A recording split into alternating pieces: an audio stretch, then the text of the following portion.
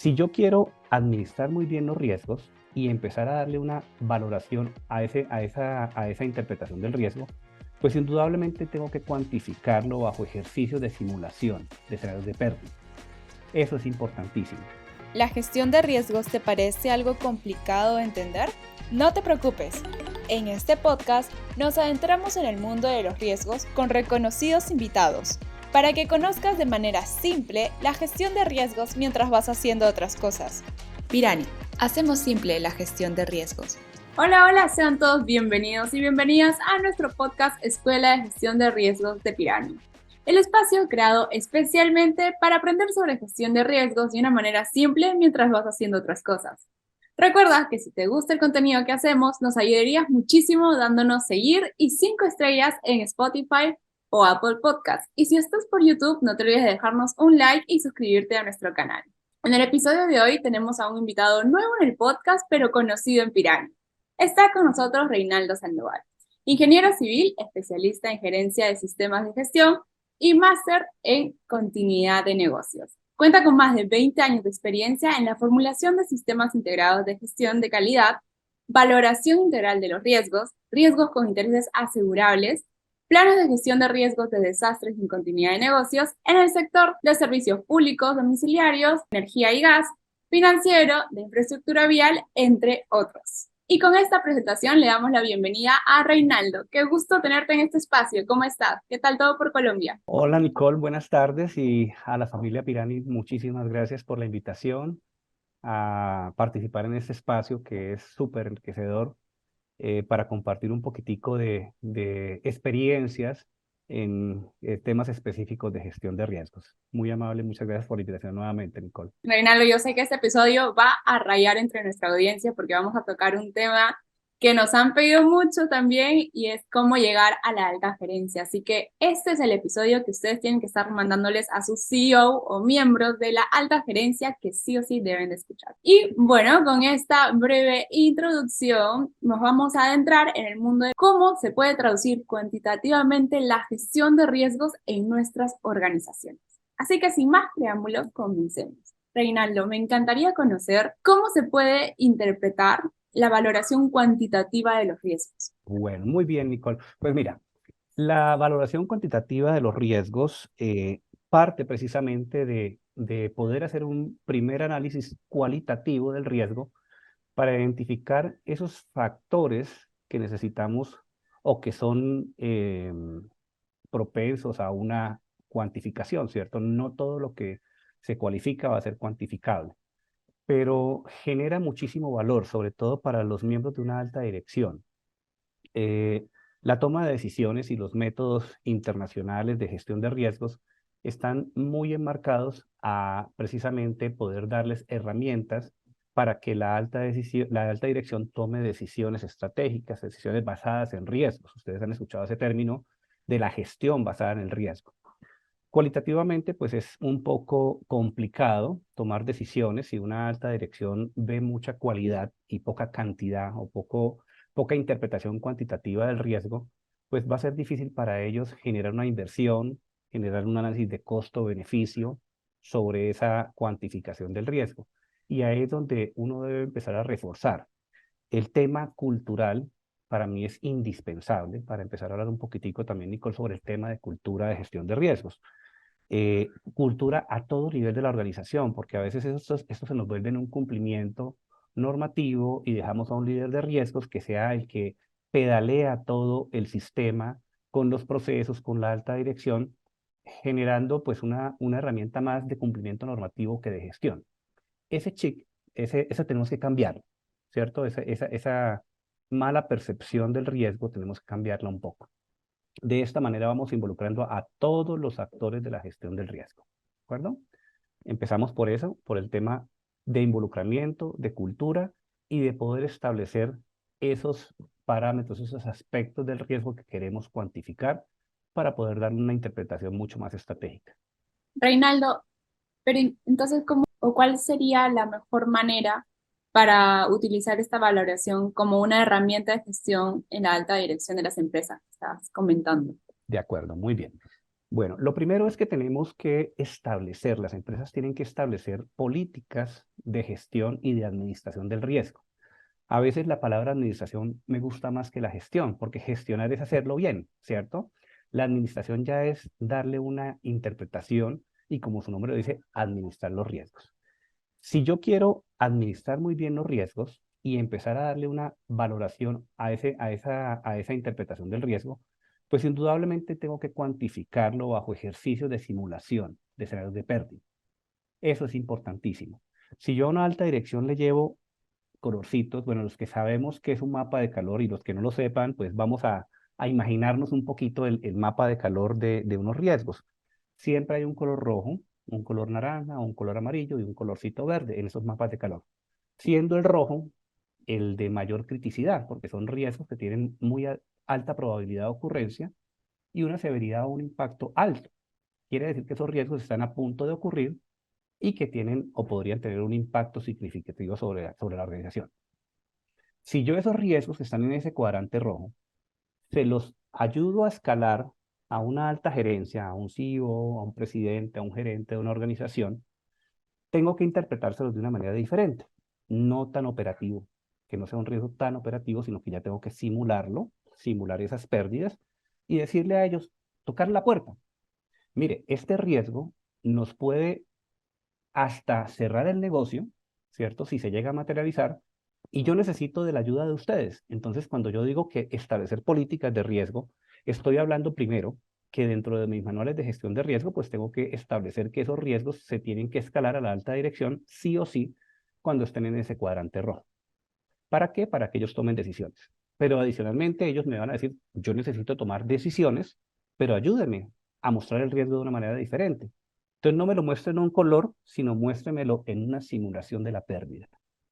Y ahí es donde debe uno sentarse con los expertos de la organización, con los ingenieros en el área financiera, con el área técnica de la empresa, simular esa pérdida y podérsela entregar a un CEO, ¿bien? O a una junta directiva de una organización. Si yo genero esas políticas claras desde mi administración del riesgo, yo voy a ayudar a que los procesos y la alta dirección me interpreten, que esto sea de doble línea. El proceso me ayuda a escalarlo y la alta dirección me ayuda a gestionarlo. ¿A gestionar qué? Inversiones, recursos, porque estos riesgos que son tan fuertes y tan altos requieren seguramente de unas inversiones y de unas decisiones estratégicas que no toma el líder de un proceso, ni lo toma un operario o un operador de un proceso. Tenemos que subirlo de nivel, ¿de acuerdo? De igual manera, si yo estoy en un riesgo verdecito, en el cuadrante verde, que es el de menor impacto, puede ser una probabilidad menor, un menor impacto, pues se asume que esos riesgos son administrables por un proceso, ¿cierto? Porque mis controles, mis planes de acción son adecuados y empiezo yo a decirle al proceso, pues mire, administremos estos riesgos. Por ende, Nicole, yo siempre he recomendado que a una junta directiva o a un CEO no se le puede llevar el gran universo de los riesgos, se le puede llevar como un informe muy ejecutivo, ¿cierto? Y por eso acá me gusta mucho el tema del uso de las herramientas tecnológicas para la administración de los riesgos. Un software de riesgo me ayuda a organizar muy bien esos cuadrantes, a establecer muy bien esas políticas y seguramente cuando me pidan un filtro, pues presento un filtro dentro de un pantallazo general que me diga, los rojos son los de junta directiva, en esos me quiero concentrar con ustedes, porque aquí es donde necesito la ayuda de ustedes. Bien, los verdecitos les voy a contar cuántos tengo, los estoy administrando adecuadamente con esta herramienta, los controles y mis planes de acción se les hace seguimiento adecuado, y ustedes con estos riesgos pues tranquilos, ¿cierto? Y así sucesivamente con el color amarillo y el color naranja tengo que establecer esos espacios en donde yo debo llevar realmente mis riesgos, ¿sí? Si yo le llevo 300 riesgos a una junta directiva, a un CEO, no me pone cuidado. Si le llevo 3, 1 o 2 o 5 que necesito de su apoyo, pues me van a poner muchísima atención y así tengo que cautivarles la atención a ellos, ¿de acuerdo? Esa es lo inicial es la política, establecer esas políticas claras y poder organizarle muy bien las matrices, los mapas de calor. Si yo le llevo también a un gerente, a un CEO, matrices en un Excel desorganizado, con algo que sea poco amigable para mostrarlo, pues ellos de igual manera nos van a responder, ¿no? O sea, como me entregaste algo que no interpreto bien, siga usted por ahí administrándolos y el líder de riesgos al que le asignan esa tarea es el que queda con toda esa carga operativa y pelea con los procesos y lucha con la alta dirección para que entre los dos le pongan un poquitico de atención. Entonces, para mí el cambio es cultural. Necesitamos cambiar ese chip de la cultura en el cumplimiento, en hacer una matriz para cumplirle a algún ente de control, a alguna normativa específica y volverlo realmente una herramienta de gestión. ¿De acuerdo? Esa es una de las claves que siempre recomiendo y que funciona muy bien cuando una alta dirección aprende también a interpretar los riesgos, porque ellos no saben de esto. Hay que ayudarles a que entiendan qué es riesgos, cómo se gestiona a través del riesgo y qué bueno que una organización logre llevar una junta directiva por su gestión basada en riesgos. Todo tiene riesgos en la organización y eso llama muchísimo la atención. Reinaldo, hablando de la simulación, entiendo que estas tienen que hacerse, pues, tienes la matriz, tenemos los colores que estabas diciendo, vamos de lo más crítico, o sea, del rojo hasta el verde. Si queremos llegar a una junta directiva, ponte, en un mes tenemos que presentar el informe de riesgos, nos concentramos en lo rojo, hablamos, imagino, con los líderes de los procesos y cuantificamos eso, porque es lo que tenemos que llevar a la junta, seleccionamos de todo lo que hemos cuantificado lo que sería más crítico entre lo crítico, pero ¿cada cuánto crees que tendríamos que estar haciendo esto dentro de la organización? Mira, lo primero es desde la misma cultura de riesgos. Nicole, yo insisto muchísimo con la cultura de riesgos y perdón que sea tan reiterativo con ese tema porque para mí ahí es donde está el palito de la rueda, ¿cierto? Que no nos deja andar. Si yo logro desde mi establecimiento del sistema, mi administración de los riesgos, organizar muy bien y culturalmente llevar de la mano a los procesos para que ellos califiquen muy bien los riesgos, empiezo a establecer qué puedo simular, qué es importante simular y qué no, ¿cierto? Porque dentro de tu experiencia también has encontrado que a veces calificamos, los que son extremistas se van para el rojo, los que son optimistas como para el verde y el que le gusta botar el dardo, el que duda, lo bota en la mitad, en el 3-3, ¿cierto? Para que no estoy ni tan mal ni tan bien. El optimista no quiere que se vean los riesgos porque dicen que está haciendo mal la tarea y el pesimista dice que todo está mal y que si no está él se cae la empresa, entonces me lo califica por ahí en rojo. Precisamente la cuantificación tiene un sentido especial, es quitarle la subjetividad a ese tipo de calificaciones, ¿cierto? Entonces, si yo cojo a esa persona que es súper pesimista y dice que todo está en rojo y empiezo a cuantificar, recuerda que uno puede estructurar escalas también de tipo cuantitativos en términos financieros, ¿cierto? No solamente el 1, 2, 3, 4, 5, sino colocarle un poquito de sustancia al análisis como en el tema de establecer escalas, bien sea por el EBITDA de la empresa, por la utilidad de la empresa, por los ingresos de la empresa, con unos porcentajes de afectación que me permiten decir, venga, realmente es rojo porque sí afecta, no sé, el 20% de mi EBITDA, ¿cierto? Ujú. Y no es porque yo diga es que es rojo, porque si es rojo, si no estoy yo en la empresa, se daña esto, no. Es básicamente por eso, porque fíjate que la cuantificación me permite a mí llegar a ese tipo de conclusiones. Bien, cuando yo analizo objetivamente mis riesgos, ahí empiezo a seleccionar como líder de riesgos algunos escenarios de pérdida que necesito simular.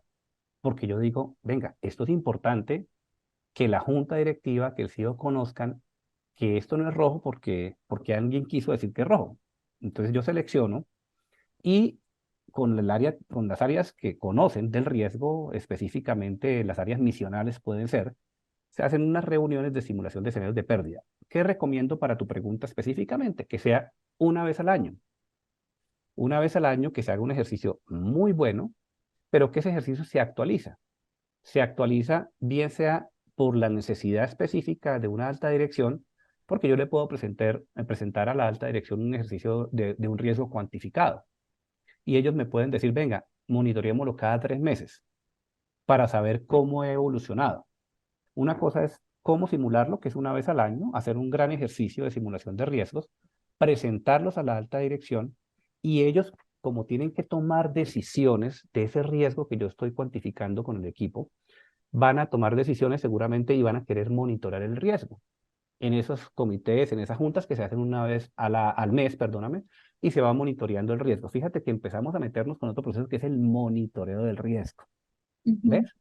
O sea, todas esas etapas del riesgo tenemos que empezar no solamente a hacerlo desde el mapa de calor, desde la matriz, porque siempre uno ve que tenemos identificación, análisis, evaluación, monitoreo, tratamiento, y entonces uno pareciera que eso todo es muy operativo, pero mira que yo también tengo que involucrar la alta dirección. Entonces, para mí, una vez al año, un ejercicio muy fuerte de cuantificación me permite establecerlo. Adicionalmente, que todo esto seguramente va a estar vinculado al plan de obras e inversiones de las empresas, ¿cierto? Si son empresas que hacen obras o hacen inversiones para gestionar sus riesgos.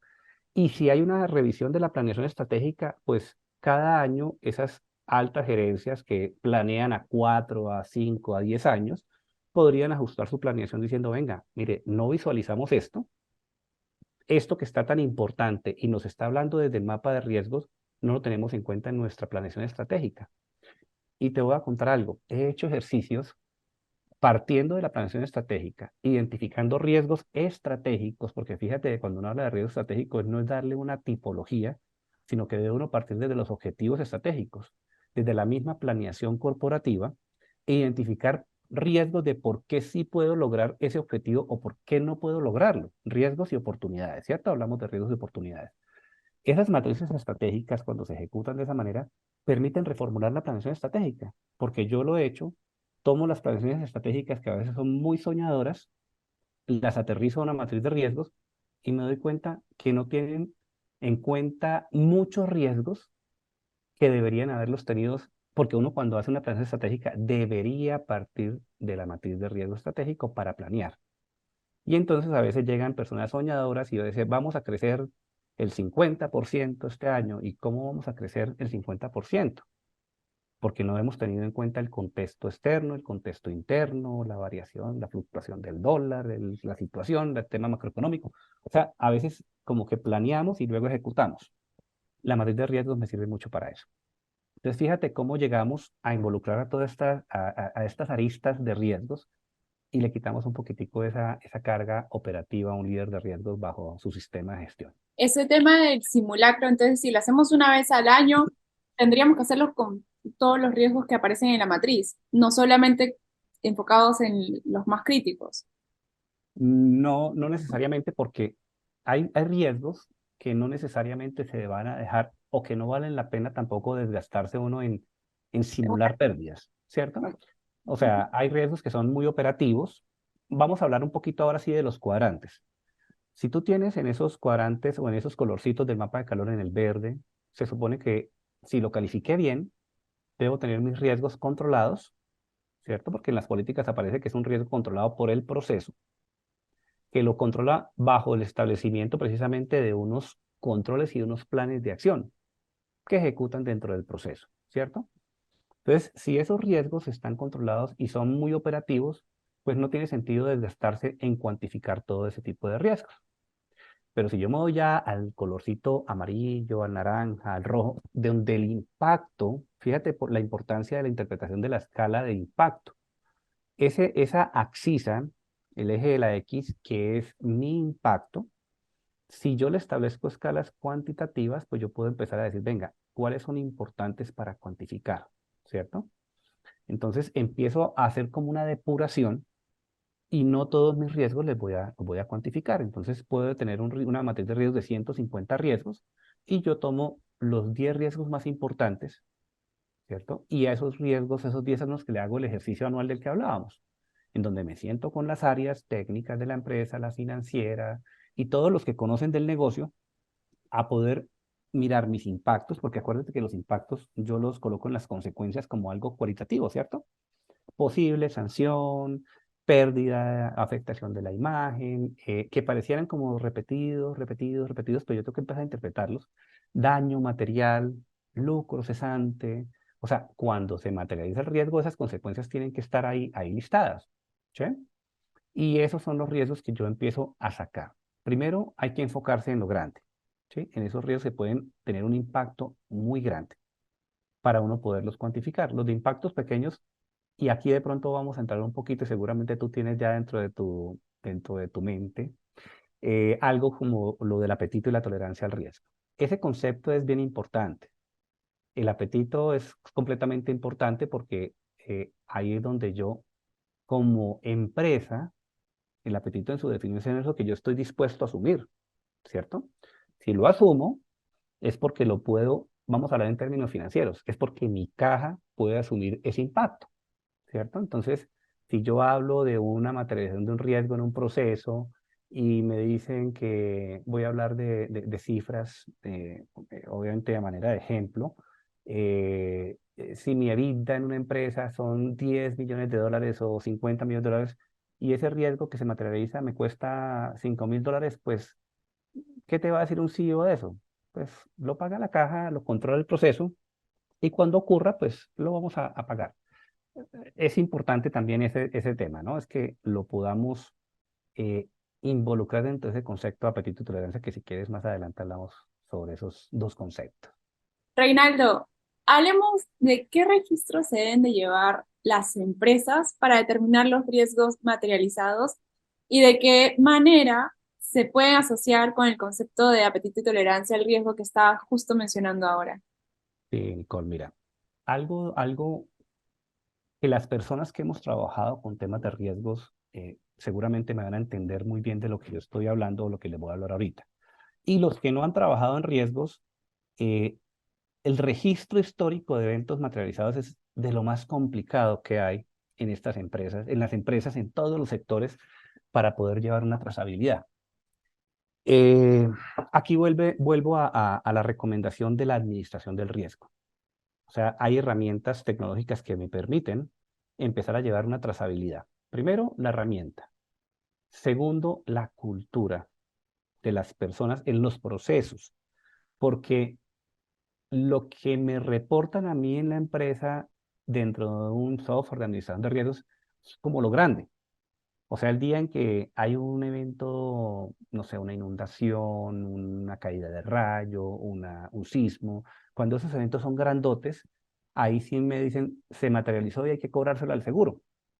O sea, como que la cultura está dada a que lo que se materializa grande y le cobro yo a un seguro o lo afecto bajo una figura financiera que soporte el impacto, es lo que me están reportando. Pero el gran universo de los eventos materializados no me los organizan los procesos. Entonces, primero hay que ayudarles con una herramienta tecnológica para que reporten adecuadamente los riesgos materializados en los procesos. O sea, ahí sí te hablo de esos eventos que son más pequeños, ¿cierto? ¿Te acuerdas que te estaba hablando de los eventos más pequeñitos que uno decía la caja los puede asumir? Entonces, es como si tú tuvieras caídas tecnológicas, no sé, 50 al año. ¿Cuánto te costó eso? No lo sabemos, no lo cuantificamos, no lo reportamos. Entonces, a veces es el miedo que tiene un líder de un proceso de tecnología, decir, es que si lo reporto van a decir que mi plan de contingencia o mi plan de continuidad está malo. No es o sea, esa no es la razón de ser de los riesgos. Si yo, como líder de un proceso de tecnologías, tengo 50 eventos al año, pues tengo que reportar en alguna herramienta esa materialización. Y cuando materializo el riesgo, yo digo, venga, es que esta cadena tecnológica no me permitió pagar proveedores, no me permitió pagar nóminas, no me permitió pagar, no me permitió. Ahí puedo cuantificar, ahí puedo establecer un valor del perjuicio, ¿cierto? Y si yo esas 50 las sumo al año, si mi herramienta me ayuda a consolidarla al año, yo le digo a la alta dirección al final de año, tuve 50 caídas tecnológicas. Y eso me representó, de esos 10 millones de dólares de un EBITDA, me representó 1 millón de dólares. Pues obvio que me van a poner atención. Les estoy diciendo, necesito que me ayuden con el plan de continuidad de negocios, necesito que me ayuden con unas herramientas que me ayuden a soportar mejor estas caídas tecnológicas. Pero si ese señor, el líder de tecnologías de la información, se queda calladito, pues nadie le van a dar es más duro todos los años y le van a decir, oye, usted tiene que, con lo que tiene que bajarme a 50 a 10 caídas tecnológicas y entonces no reportamos eventos materializados en las empresas. A nivel de proceso, es algo culturalmente muy difícil de lograr, pero no imposible. Lo hemos logrado haciendo ejercicios de cultura de riesgos, ayudándoles con la herramienta. La herramienta es completamente indispensable. Y así yo empiezo entonces a hacer ahora sí para hablar del apetito del riesgo. Yo tomo, vamos a hablar del ejemplo de tecnologías. Te diste cuenta que yo tomé todos mis 50 eventos del año y si yo soy juicioso en cuantificarlo, es decir, cuánto le costó, cuánto afectó financieramente a la empresa esos 50 eventos, al final de cuentas saqué algo que dije, no lo tolero. Por eso las palabras apetito y tolerancia tienen que ser de terminología común, porque recuerda que la tolerancia es como hasta dónde yo soporto. O sea, uno dice, y hablemoslo coloquialmente, porque a veces le dan una terminología enredada, una terminología que uno no aplica. Entonces, el apetito es lo que sí estoy dispuesto a asumir. La tolerancia, lo que ya está afectando casi mi límite, y después llego a la capacidad financiera. O sea, ya me reventé.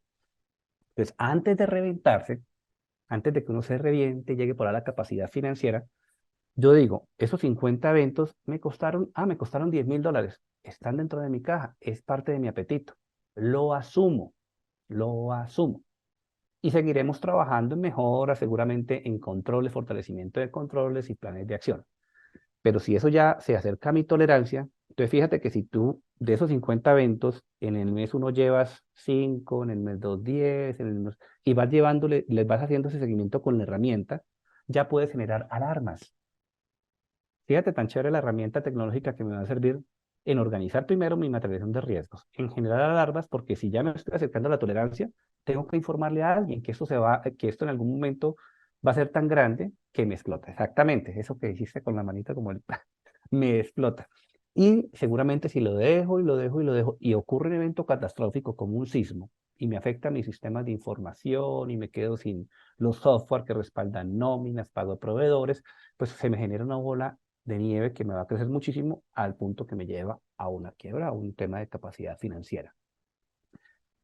Ese concepto, cuando ya se está acercando a esa línea que yo trazo en mi mapa de calor, lo tengo que empezar a generar y a generar mis alertas y digo yo, voy acercándome a mi tolerancia, ¿cierto? Mi capacidad financiera no va a ser capaz de asumir este riesgo. Entonces, fíjate lo importante de conocer el concepto del apetito, de conocer el concepto de la tolerancia, pero aplicarlo de una manera sencilla, de una manera muy sencilla, y las simulaciones, tú simulas para hacer algo prospectivo, ¿cierto? Seguramente miramos de una manera, no ha ocurrido, por eso se llama simulación, y se vuelve un tema prospectivo. Entonces me estoy anticipando en el tiempo y estoy diciéndole a ellos el riesgo de posibilidad. El día en que me ocurra, puede costarles a ustedes esto.